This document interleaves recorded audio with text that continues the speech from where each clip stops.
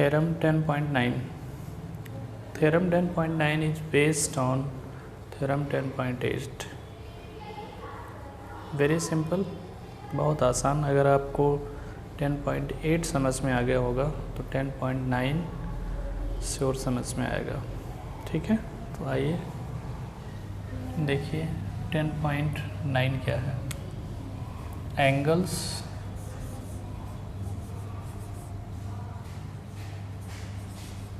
in the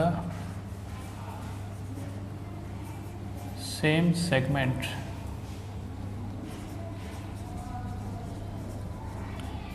of a circle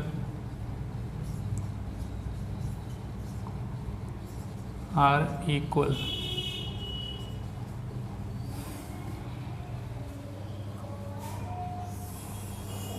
ये circle है, इसमें ओ सेंटर,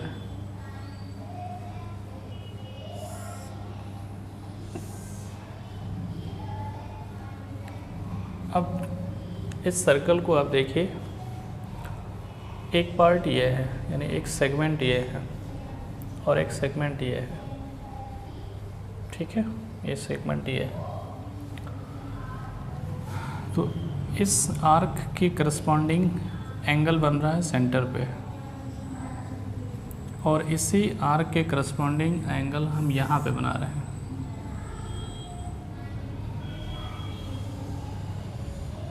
तो थ्योरम 10.8 कह रहा है कि अगर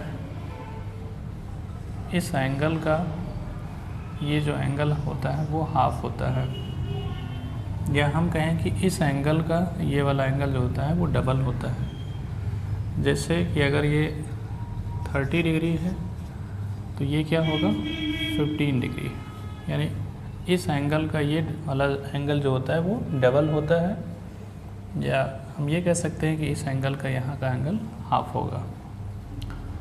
तो इस आर्क के करस्पॉन्डिंग सेंटर पे एंगल बन रहा है, और इसी आर्क के corresponding remaining part on the circle बन रहा है। तो सेंटर का एंगल इस एंगल का डबल होता है। अब एक ये फिगर मैंने बना दिया, यहाँ पर भी आप कह सकते हैं कि जो सेंटर पे एंगल बनेगा उस एंगल का ये वाला एंगल हाफ होगा, यानी ये भी आपका 15 डिग्री होगा। ऐसे अगर हम इधर भी कहीं पर भी बना दें, इस रिमेनिंग पार्ट पे कहीं पर भी अगर हम एंगल बनाते हैं, जैसे यहाँ पे मैंने एंगल बना दिया, तो ये भी 15 ही होगा, ये भी 15 होगा, क्योंकि इस आर्क के करस्पॉन्डिंग सेंटर पे और इसी आर्क के करस्पॉन्डिंग यहाँ पे बन रहा है remaining part on the circle. तो सेंटर के एंगल का ये वाला एंगल हाफ होगा। अगर ये 30 डिग्री है तो ये 15 डिग्री होगा। ऐसे यहाँ पर भी अगर हम इधर भी बना दें, कहीं पर भी बना दें, बस एक चीज़ ध्यान रखना है कि सेम आर्क होना चाहिए, इसी आर्क के करस्पॉन्डिंग सेंटर पे और इसी आर्क के करस्पॉन्डिंग रिमेनिंग पार्ट पे, सर्कल के रिमेनिंग पार्ट पे बनना चाहिए। तो ये भी 15 डिग्री होगा। अब ये सभी एंगल्स क्या हैं, इक्वल हैं। ये 15 डिग्री, ये भी 15 डिग्री, ये भी 15 डिग्री, ये भी 15 डिग्री। इसी कॉन्सेप्ट को कहते हैं कि angles in the same segment of a circle are equal. ठीक है, इसी को शो करना है कि ये सभी एंगल्स आपस में इक्वल होंगे। तो देखिए, बहुत ही सिंपल प्रूफ है, बहुत आसान है, आप समझ सकते हैं। एक मैंने यहाँ पे बना दिया और एक यहाँ पर मैंने बना दिया। हमको यही शो करना है कि ये दोनों एंगल्स इक्वल हैं।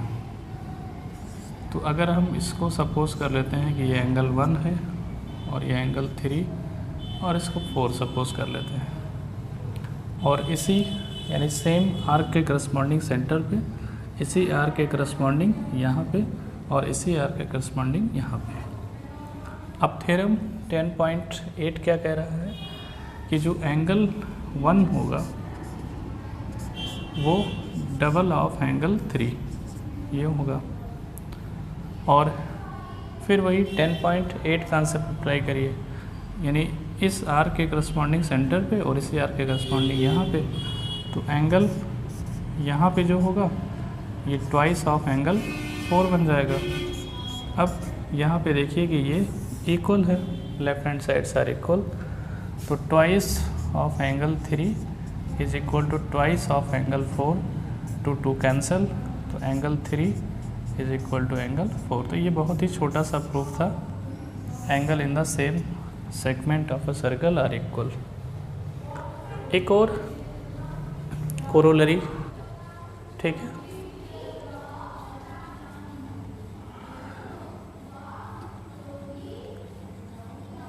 वो कंसेप्ट क्या है कि angle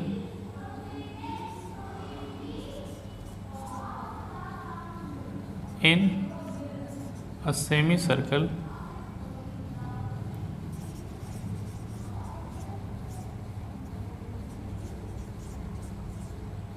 angle in a semi circle is right angle.